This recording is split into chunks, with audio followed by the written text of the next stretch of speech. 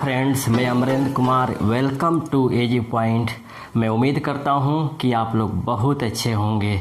चलिए, आज जो हमारा क्लास होगा वह ज्वालामुखी का होगा, लेकिन इसके पहले आप लोग को मेरे तरफ से सहृदय धन्यवाद। जितना आप लोग कमेंट्स कर रहे हैं, लाइक्स कर रहे हैं, या मुझे बहुत अच्छा लग रहा है। एक तरह से लग रहा है कि मैं चैनल पे नहीं बल्कि मैं आप लोग के सामने पढ़ा रहा हूँ और अपने छोटे भाइयों और बहनों को पढ़ा रहा हूँ। तो इसी तरह आप लोग लाइक्स कमेंट्स करते रहिए और मुझे बहुत अच्छा लगता है। चलिए स्टार्ट करते हैं। आज हम ज्वालामुखी। हाँ, और एक बात, बीच में कुछ क्लास शेड्यूल गड़बड़ हो चुके थे, इसके लिए हमें खेद है। मुझे खेद व्यक्त करता हूँ और मैं प्रयास करूँगा कि बहुत जल्दी ही आप लोग को क्लास का शेड्यूल सभी मिल जाए, ठीक ना। जितना मुझे क्लास लेना है उन सभी क्लासों का शेड्यूल हम आपको तुरंत प्रोवाइड करा दें। तो चलिए आज स्टार्ट करते हैं। ज्वालामुखी। ज्वालामुखी में को पढ़ने से पहले इसके पूरे स्ट्रक्चर को हम जान लेते हैं कि ज्वालामुखी में क्या क्या पढ़ना है। जैसे ज्वालामुखी क्या है, ज्वालामुखी से निकलने वाले प्रमुख पदार्थ क्या है, ज्वालामुखी के उद्गार के परिणाम से बनने वाले भूस्वरूप कैसे हैं, ज्वालामुखी कितने प्रकार के हैं, और ज्वालामुखी का विश्व वितरण यानी कहाँ कहाँ पर यह सबसे अधिक पाया जाता है। तो ये सबसे पहले हम जान लेते हैं, उसके बाद हम ज्वालामुखी के बारे में पूरा डिटेल पढ़ते हैं, है ना। तो आइए पहले इसके स्ट्रक्चर को जान लें। अगर हम स्ट्रक्चर की बात करें तो सबसे पहले ज्वालामुखी की परिभाषा तो हमें जानना ही है। इसके बाद इसमें जो हमें पहला पढ़ना है वह है ज्वालामुखी उद्गार से निकलने वाले प्रमुख पदार्थ।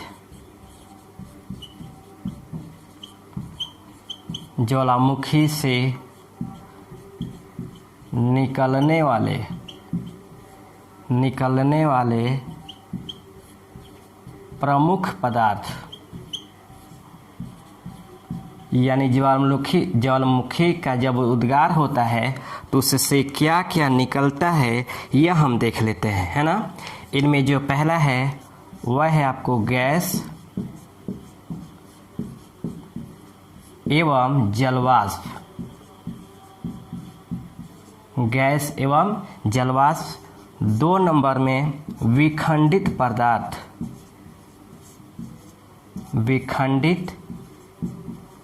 पदार्थ, और तीसरा नंबर है लावा, है ना। यानी ज्वालामुखी उद्गार से ये सभी पदार्थ निकलते हैं, ठीक ना।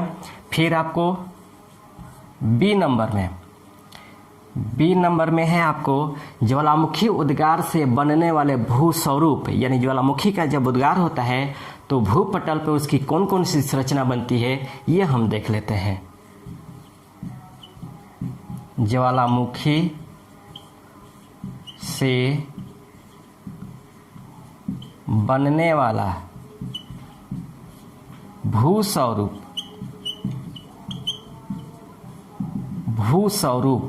इनमें 1 नंबर है वह है गेसर। गेसर को कभी गीजर के नाम से भी जाना जाता है। 2 नंबर में धुआरे का भी निर्माण होता है। 3 नंबर में क्रेटर, और 4 नंबर में कॉल्डेरा, है ना। तो ज्वालामुखी से बनने वाला जो भूस्वरूप है वह गेसर है, धुआरे है, क्रेटर है और कॉल्डेरा है। अब इसके बाद हम 3 नंबर में यानी सी नंबर में हम देखते हैं ज्वालामुखी का प्रकार। ज्वालामुखी के प्रकार, है ना। ज्वालामुखी के प्रकारों में ज्वालामुखी को अगर रचना की दृष्टि से देखा जाए, उद्भव और रचना की दृष्टि से देखा जाए तो उसे 3 भागों में डिवाइड किया गया है ना। जिसमें 1 नंबर है सक्रिय ज्वालामुखी।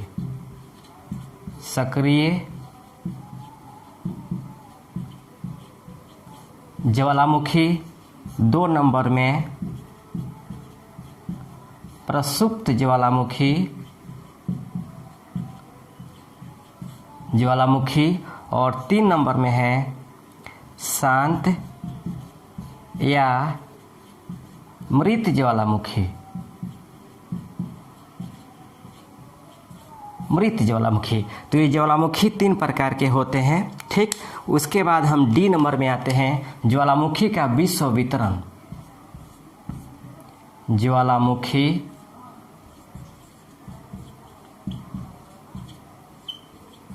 ज्वालामुखी का विश्व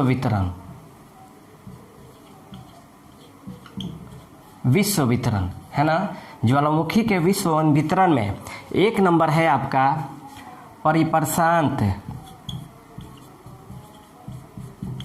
परिप्रशांत महासागरीय मेखला। 2 नंबर में मध्य महाद्वीपीय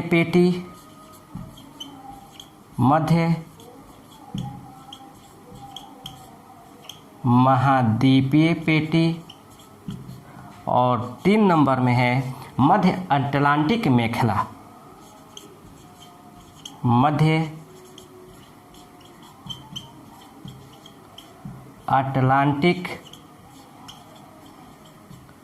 मेखला। तो ये हमारा ज्वालामुखी का पूरा स्ट्रक्चर है और मैं आपको वादा करता हूँ कि ये जितना स्ट्रक्चर है इसको मैं एकदम इतिहास की तरह मैं आप लोग को समझाऊंगा। बस आपको धैर्यपूर्वक मेरे क्लास को सुनना है। मैं गारंटी देता हूँ कि इस ज्वालामुखी से एक भी क्वेश्चन बाहर नहीं। अगर ज्वालामुखी से संबंधित कोई भी क्वेश्चन आ जाए तो इससे बाहर नहीं आएगा, है ना। ये मैं आपको गारंटी देता हूँ। तो मैं आपसे उम्मीद करूँगा कि मैं ज्वालामुखी का जो क्लास स्टार्ट करूँ आप धैर्यपूर्वक इसको सुनिएगा और जो जरूर लगे उसको आप अपना पॉइंट आउट कीजिएगा, ठीक ना। तो इसको आप स्क्रीनशॉट ले लीजिए। तब तक आगे हम फिर चलते हैं। हो गया, चलिए अब हम बात करते हैं ज्वालामुखी की कि आखिर ज्वालामुखी है क्या, है ना। ज्वालामुखी है क्या, समझिएगा। ज्वालामुखी का तात्पर्य उस छिद्र अथवा दरार से होता है जिसका संबंध पृथ्वी के आंतरिक भाग से होता है। फिर से समझिएगा, ज्वालामुखी का जो तात्पर्य होता है उस छिद्र अथवा ये हमारा भूपटल हो गया और ये हमारा छिद्र हो गया और ये हमारा ज्वालामुखी पेटी हो गया। यानी ज्वालामुखी का तात्पर्य उस छिद्र अथवा दरार से होता है जिसका संबंध पृथ्वी के आंतरिक भाग से होता है, जिसके माध्यम से तप्त गैस, तरल मैग्मा, लावा, विखंडित पदार्थ, जलकण, जलवाष्प, धूलकण इत्यादि का निर्गमन होता रहता है। फिर समझिएगा, ज्वालामुखी से तात्पर्य उस छिद्र अथवा दरार से होता है जिसका संबंध पृथ्वी के आंतरिक भाग से होता है, जिसके माध्यम से तप्त गैस, तरल मैग्मा, लावा, विखंडित पदार्थ, जलवाष्प, धूलकण इत्यादि का निर्गमन होता रहता है, उसे ज्वालामुखी कहते हैं, है ना। अब देखिए, ज्वालामुखी से निकलने वाला प्रमुख पदार्थ यानी 1 नंबर में हम देखेंगे। 1 नंबर में ज्वालामुखी से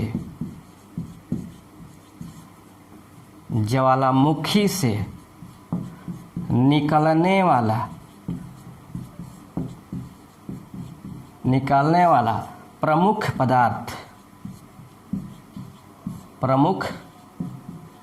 पदार्थ इसमें जो 1 नंबर है वह आपको गैस एवं जलवाष्प है। याद रखिएगा, ज्वालामुखी उद्गार के परिणाम स्वरूप सबसे अधिक मात्रा में जो निकलने वाला जो है वह आपको जलवाष्प है ना। सबसे अधिक मात्रा में आपको जलवाष्प निकलता है, जिसकी जो मात्रा है वह 60 से 90% है ना। ज्वालामुखी उद्गार के परिणाम स्वरूप सबसे अधिक निकलने वाला जो पदार्थ है वह जलवाष्प है, जिसकी मात्रा 60 से 90% है। उसके बाद गैसों में जो निकलता है वह आपको कार्बन डाइऑक्साइड,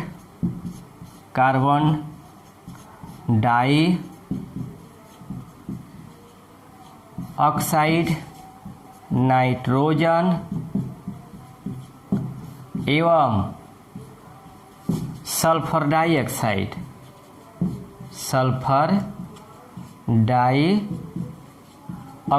है ना। ये 3 गैसें निकलती हैं, CO2, N2 और SO2, है ना। यानी ज्वालामुखी उद्गार के परिणाम स्वरूप जो गैसें निकलती हैं उनमें कार्बन डाइऑक्साइड है, नाइट्रोजन है और सल्फर डाइऑक्साइड है, और सबसे अधिक मात्रा में जलवाष्प निकलता है ना।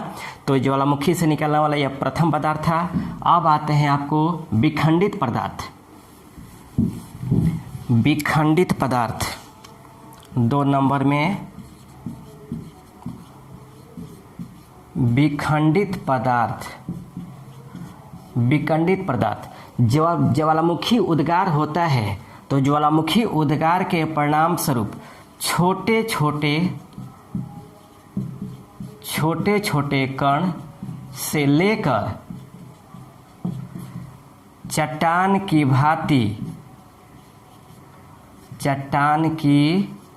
भांति बड़े बड़े टुकड़े भी निकलते हैं। बड़े टुकड़े भी निकलते हैं। यानी ज्वालामुखी उद्गार के परिणाम स्वरूप जब ज्वालामुखी उद्गार होता है तो छोटे छोटे टुकड़े के साथ साथ बड़े बड़े चट्टान के टुकड़े भी बाहर निकलते हैं, जिसे विखंडित पदार्थों के श्रेणी में रखा जाता है ना। अब आता है तीसरा, वो तीसरा है लावा। तीसरा है लावा। समझिएगा, भूगर्भ के नीचे जो उपस्थित तरल पदार्थ होता है, भूगर्भ के अंदर, भूगर्भ में स्थित जो तरल पदार्थ होता है उसे मैग्मा कहा जाता है। मैग्मा कहा जाता है। और यही मैग्मा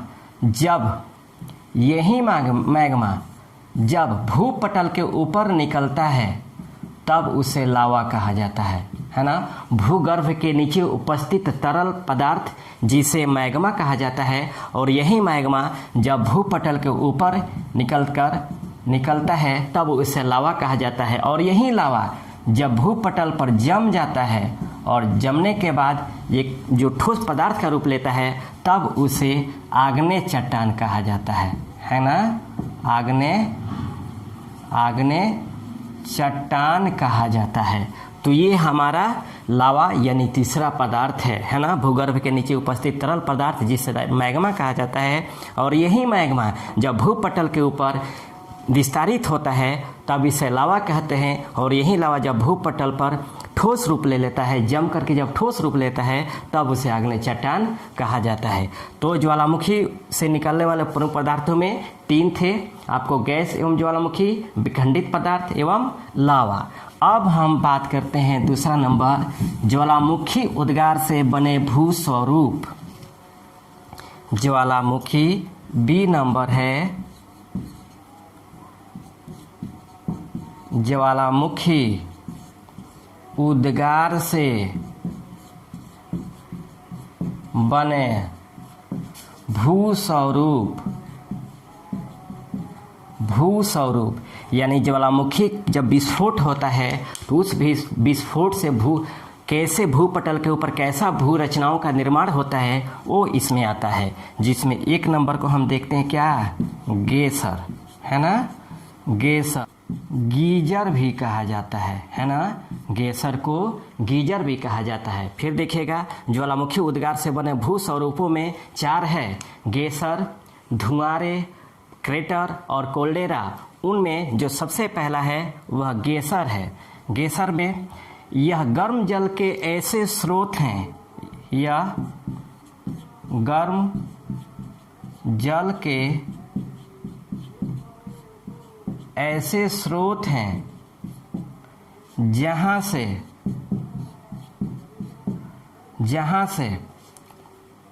गर्म जल के फुहार बराबर निकलते रहते हैं, है ना। यह गर्म जल के ऐसे स्रोत हैं जहाँ से गर्म जल के फुहार बराबर यह हमेशा निकलते रहते हैं। इसका जो प्रमुख उदाहरण है उनमें पहला है अमेरिका के येलो स्टोन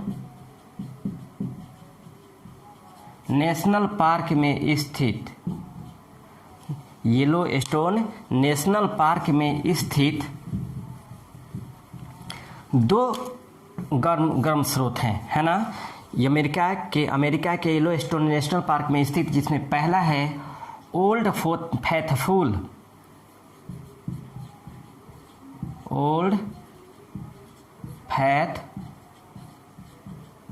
गेसर, है ना, और दूसरा है एक्सेलसियर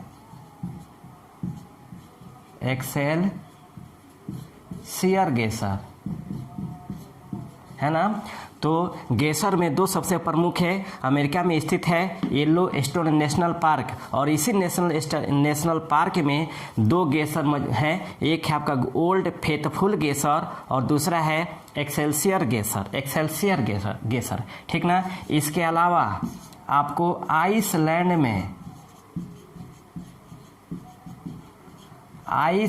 में आपको स्थित है ग्रांड गेसर।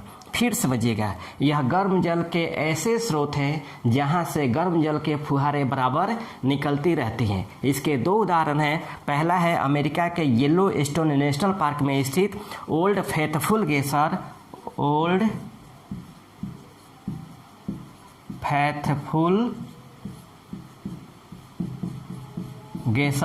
और दूसरा है आपको एक्सेलसियर गेसर, है ना। और फिर आपको आइसलैंड में जो स्थित है उसका नाम है ग्रांड गेसर। तो ये हमारा पहला है गेसर। अब बात करते हैं धुआंरे की। धुआंरे दूसरा नंबर है धुआंरे, जिसे फ्यूमारोल्स के नाम से भी जाना जाता है,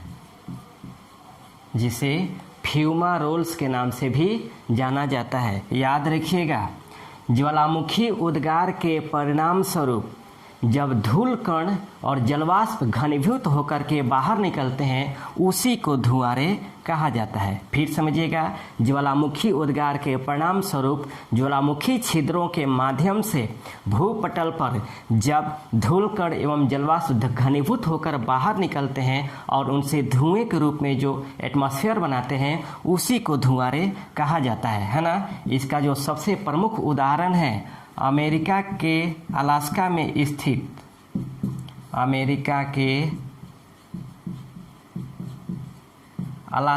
स्थित कटमई पर्वत है। कटमई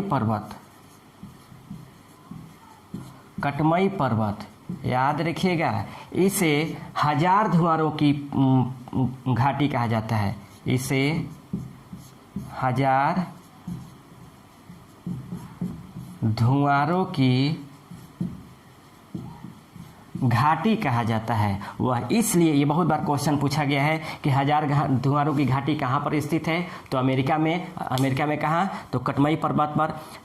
कटमई पर्वत को 1000 धुआंरों की घाटी इसलिए कहा जाता है क्योंकि यहाँ पे जितने भी सक्रिय ज्वालामुखी स्थित है उन ज्वालामुखियों से हमेशा धूल कण जलवाष्प निकलते रहते हैं, जिसकी वजह से वहाँ का जो क्षेत्र होता है हमेशा धुआं के रूप में, एक धूल कण के रूप में फैला रहता है। इसीलिए आपको कटमई पर्वत को 1000 धुआंरों की घाटी के रूप में जाना जाता है। तो ये हमारा दूसरा नंबर था धुआंरे। अब हम बात करते हैं क्रेटर की। तीसरा नंबर है क्रेटर। ज्वालामुखी उद्गार के परिणाम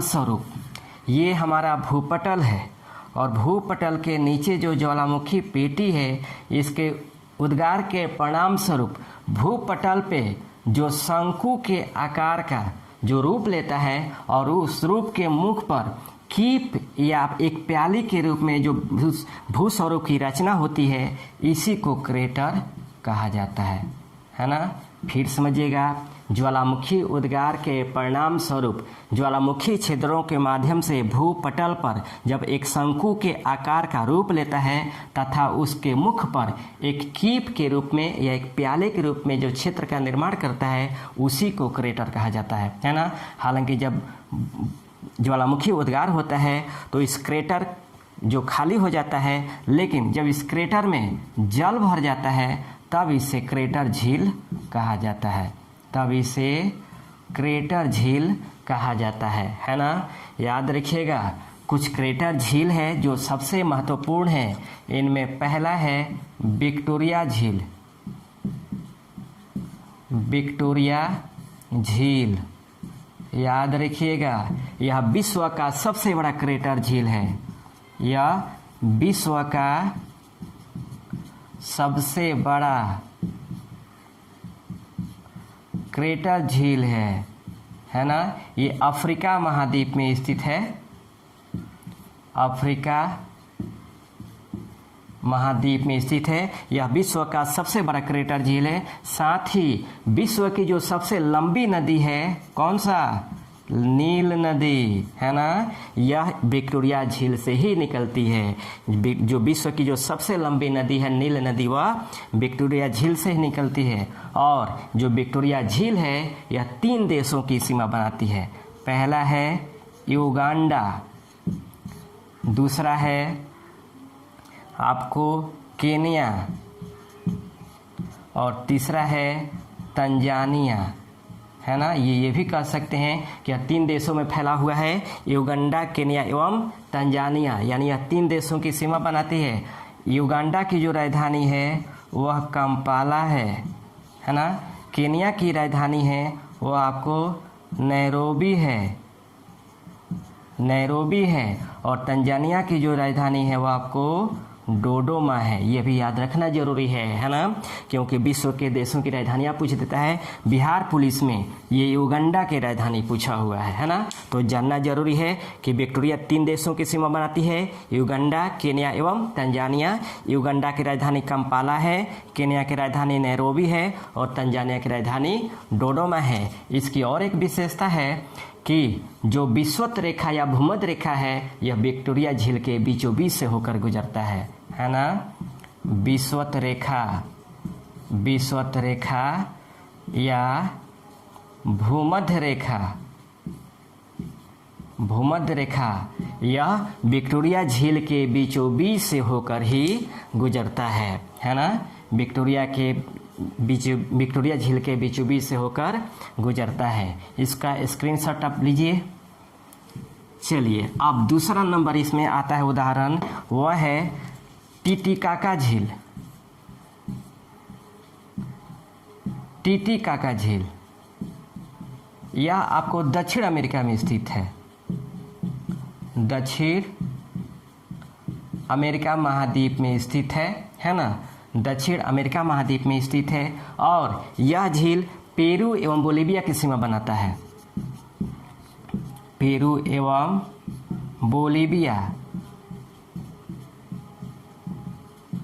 बोलीविया की सीमा बनाता है ना। याद रखिएगा, पेरू की राजधानी है लीमा, पेरू की जो राजधानी है वह लीमा है, और बोलीविया की जो राजधानी है वह लापाज है ना। पेरू की राजधानी लीमा है और बोलीविया की राजधानी लापाज है। और एक बात, लापाज विश्व के सर्वाधिक ऊंचाई पर स्थित राजधानी है ना। सर्वाधिक ऊंचाई पर स्थित राजधानी, है ना। आ जाए क्वेश्चन कि विश्व के सर्वाधिक ऊंचाई पर स्थित राजधानी कौन सा है, तो लापाज है। किसकी राजधानी है? बोलीविया की। और याद रखिएगा, बोलीविया में ही विश्व का सर्वाधिक ऊंचाई पर स्थित रेलवे स्टेशन है जिसका नाम है संदौर, है ना, जिसका नाम है संदौर। तो ये आपको विश्व के सर्वाधिक ऊंचाई पर स्थित रेलवे स्टेशन है। और एक खासियत, टीटीकाका झील विश्व के सर्वाधिक ऊंचाई पर स्थित नौकागामी झील है। विश्व के सर्वाधिक ऊंचाई पर स्थित नौकागामी झील है। यह बहुत बार क्वेश्चन पूछा गया है ना। तो ये हमारा टीटीकाका झील के विषय में था, क्रेटरों में। उसके बाद हम तीसरे नंबर में आते हैं लोनार झील। लोनार झील, है ना। ये जो लोनार झील है यह महाराष्ट्र में स्थित है, और भारत का एकमात्र क्रेटर झील है। तो ये हमें क्रेटर के बारे में हो गया। अब बात करते हैं कॉल्डेरा। चौथा नंबर जो है वह हमारा है कॉल्डेरा। समझिएगा, क्रेटर के धंसाव के परिणाम स्वरूप, यह जो हमारा क्रेटर है, क्रेटर के धंसाव के परिणाम स्वरूप या ज्वालामुखी में पुनः उद्गार के परिणाम स्वरूप क्रेटर के मुख का बड़ा हो जाना ही कॉल्डेरा कहलाता है। क्रेटर के धंसाव के फलस्वरूप तथा या ज्वालामुखी के पुनः उद्गार के परिणाम स्वरूप क्रेटर के मुख का बड़ा होना ही कॉल्डेरा कहलाता है। कॉल्डेरा कहलाता है ना, याद रखिएगा। विश्व का सबसे बड़ा जो कॉल्डेरा है वह आसो है। विश्व का सबसे बड़ा जो कॉल्डेरा है वह आसो है, जो कहाँ पर स्थित है? जापान में स्थित है ना, जापान में स्थित है। तो ये हमारा ज्वालामुखी उद्गार से बने भूस्वरूप है, ठीक ना। फिर एक इस बार इसको रिकॉल कर लेते हैं। ज्वालामुखी का तात्पर्य उस छिद्र अथवा दरार से होता है जिसका संबंध पृथ्वी के आंतरिक भाग से होता है ना, जिसके माध्यम से तप्त गैस, तरल मैग्मा, लावा, विखंडित पदार्थ, धूलकण, जलवाष्प इत्यादि निकलता रहता है, उसे ज्वालामुखी कहा जाता है। ज्वालामुखी के उद्गार के परिणाम स्वरूप 3 प्रकार के पदार्थ निकलते हैं। पहला, गैस एवं जलवाष्प। ज्वालामुखी उद्गार से सबसे अधिक मात्रा में जो निकलता है वह जलवाष्प निकलता है, जिसकी मात्रा होती है 60 से 90%। और गैस जो निकलता है, उन गैसों में सबसे पहला है कार्बन डाइऑक्साइड, नाइट्रोजन और सल्फर डाइऑक्साइड, है ना। दूसरे नंबर में विखंडित पदार्थ। जब ज्वालामुखी का उद्गार होता है तो उन ज्वालामुखी उद्गारों के परिणाम स्वरूप भूपटल पर छोटे छोटे कणों से लेकर के बड़े बड़े चट्टानों के रूप में कण जो निकलते हैं, उसे विखंडित पदार्थों के श्रेणी में रखा जाता है। और तीसरा है आपका लावा। जो भूगर्भ के नीचे उपस्थित तरल पदार्थ होते हैं उसे मैग्मा कहा जाता है, और वही मैग्मा जब भूपटल पर बाहर निकलते हैं तब उसे लावा कहा जाता है, और वही लावा जब भूपटल पर विस्तारित होते हैं और ठोस रूप लेते हैं तब उसे आग्नेय चट्टान कहा जाता है। इसके बाद हम आते हैं ज्वालामुखी उद्गार से बने भूस्वरूपों में। इनमें जो पहला है वह आपको गेसर है, जो गर्म जल के स्रोत होते हैं, जो समय समय पर यह गर्म जल के फुहारों के रूप में निकलते हैं। इसका जो सबसे प्रमुख उदाहरण है अमेरिका के येलोस्टोन नेशनल पार्क में स्थित ओल्ड फैथफुल ग्लेशियर है। साथ ही वहीं पर और ग्लेशियर पाया जाता है जिसका नाम है एक्सेल्सियर ग्लेशियर, और आइसलैंड में जो ग्लेशियर पाया जाता है उसका नाम है ग्रांड ग्लेशियर। दूसरा जो है वो है आपको धुआरा। धुआरा के बारे में कहा जाता है, दूसरा जो है धुआरा, जब ज्वालामुखी उद्गार के परिणाम स्वरूप धूलकण एवं जलवाष्प के जब भूपटल पर निकलते हैं तो वह घनीभूत होकर वह धुआरे का निर्माण करते हैं। फिर समझिएगा, जो दूसरा धुआरा है वह ज्वालामुखी विस्फोट के दौरान धूलकण एवं जलवाष्पों का घनीभूत होकर जब वह बाहर निकलते हैं तो धुआरे का रूप लेते हैं। इसका जो सबसे प्रमुख उदाहरण है वह अमेरिका के अलास्का में स्थित कटमई का पर्वत। इस कटमई के पर्वत को 1000 धुआरों की घाटी कहा जाता है। वो इसलिए कि कटमई में यानी अलास्का में काफ़ी मात्रा में सक्रिय ज्वालामुखी है, और इन्हीं सक्रिय ज्वालामुखियों से पर्याप्त मात्रा में जलवाष्प और धूलकण निकलते रहते हैं, जिसके वजह से वहाँ का क्षेत्र एक धुएं के रूप में बना रहता है, इसीलिए उसे धुआरा कहा जाता है। उसके बाद तीसरा है क्रेटर। ज्वालामुखी उद्गार के परिणाम स्वरूप भूपटल पर शंकु की आकृति की एक रचना होती है, और उसी शंकु की आकृति के ऊपर कीप या प्याले के रूप में जो आकृति बनती है उसी को क्रेटर कहा जाता है ना। क्रेटर में जब जल भर जाता है तब उसे क्रेटर झील कहा जाता है। क्रेटर झीलों में जो उदाहरण है वह पहला है विक्टोरिया का झील, है ना। यह विश्व का सबसे बड़ा क्रेटर झील है, और इसी झील से नील नदी निकलती है। विश्व की जो सबसे लंबी नदी है जो विक्टोरिया झील है वह आपको अफ्रीका महाद्वीप में स्थित है, और यह 3 देशों की सीमा बनाती है, आपको तंजानिया, केन्या और युगांडा की सीमा बनाती है, और यह जो भूमध्य रेखा है वह आपको विक्टोरिया झील के मध्य से ही गुजरता है। दूसरा टीटीकाका झील है जो आपको दक्षिण अमेरिका में स्थित है, और यह पेरू एवं बोलीविया की सीमा बनाता है, और यह विश्व का सर्वाधिक ऊंचाई पर स्थित नौकागम्य झील है ना। पेरू की राजधानी लीमा और बोलीविया की राजधानी लपाज है। तीसरा जो है आपका लोनार झील जो भारत के महाराष्ट्र में स्थित है, यह भारत का एकमात्र क्रेटर झील है। अब चौथे में आते हैं कोल्डेरा। मैं बताया था कि ज्वालामुखी उद्गार के परिणाम स्वरूप पहले क्रेटर के धंसाव के कारण या ज्वालामुखी में पुनः उद्गार के परिणाम स्वरूप क्रेटर का मुख जब चौड़ा हो जाता है तब उसे कोल्डेरा कहा जाता है। और विश्व का सबसे बड़ा जो कोल्डेरा है वह आसो है जो जापान में स्थित है। तो ये हमारा ज्वालामुखी उद्गार से बने भूस्वरूप थे, है ना। अब इसके बाद हम पढ़ेंगे आपका ज्वालामुखी का प्रकार और ज्वालामुखी का विश्व वितरण, ठीक ना। तब तक इतने ही रहने देते हैं। नेक्स्ट क्लास में हम ज्वालामुखी के प्रकार और ज्वालामुखी के विश्व वितरण को हम पढ़ेंगे, है ना। मैं आपको फिर बता दूं कि मेरा जो भी क्लास है आपको कंटिन्यू अब मिलेंगे। बीच में कुछ टेक्निकल प्रॉब्लम थे इसलिए कंटिन्यू नहीं मिल रहे थे। हम जल्द ही आपको एक शेड्यूल देंगे। आपको करंट अफेयर्स का शेड्यूल मिलेगा, ज्योग्राफी का शेड्यूल मिलेगा, हिस्ट्री का शेड्यूल मिलेगा और संविधान का। और शाम को 9 बजे के आसपास आदर्श सर आपको रीजनिंग पढ़ा रहे हैं, और अदर चैनल पे शैलेश सर आपको मैथ पढ़ा रहे हैं। आप उनको देखना ना भूलिए। और मैं फिर ये कहता हूँ कि सोशल डिस्टेंसिंग का पालन करते हुए और धैर्यपूर्वक रहकर अपनी पढ़ाई कीजिए। निराश होने की कोई ज़रूरत नहीं है, है ना। क्योंकि अब सामने आपको बिहार पुलिस के रिजल्ट भी आने की संभावना है। फिर आज घोषित कर दिया है कि आपको बिहार पुलिस और एसआई की जल्दी वैकेंसी पूरी की जाएगी। एसएससी का भी रिजल्ट, एसएससी का भी आपको डेट दे दिया गया है। तो आपको निराश होने की कोई ज़रूरत नहीं, आप पढ़ाई कीजिए, है ना। ज़रूरी अभी मान लीजिए अभी लॉकडाउन चल रहे हैं, कोचिंग नहीं खुल रहे हैं, तब तक हम लोग आपके लिए आप प्रयास कर रहे हैं कि आप लोग घर पे रहते हुए आप लोग ईमानदारी से पढ़ाई करें। जहाँ तक हो सकेगा हम लोग आप लोग के लिए हेल्प करने के लिए तैयार हैं। तो इतना ही रहने देते हैं, तब तक के लिए धन्यवाद।